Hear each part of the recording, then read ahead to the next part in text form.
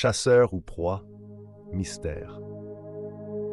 Au pied de l'arbre en forme de croix, les chasseurs découvrirent un carnet étrange posé sur les racines, dont les pages étaient remplies d'une écriture nerveuse à l'encre rouge.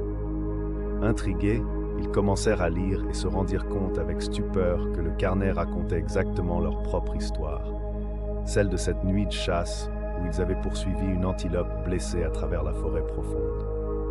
Ils se rappelèrent alors avoir marché sans relâche, guidés par la lueur vacillante de leurs torches, les fronts plissés par la fatigue et la tension. Mesumbe avait tiré, brisant la patte de la bête, et il l'avait suivi à la trace, observant les herbes froissées et les gouttes de sang qui marquaient son passage.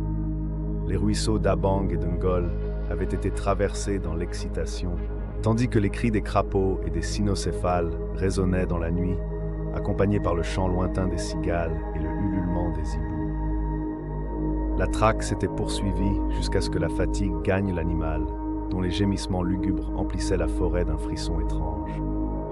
Finalement, l'antilope s'était effondrée sous un arbre immense, à la silhouette de croix, épuisée, incapable de continuer à cause de sa blessure.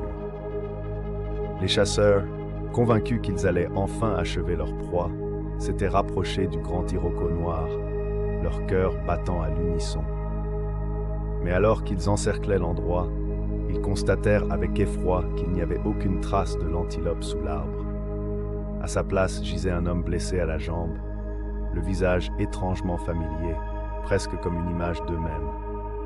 Soudain, la frontière entre chasseurs et chassés semblait s'effacer, tandis que le carnet continuait d'écrire leur histoire, page après page, en lettres rouges.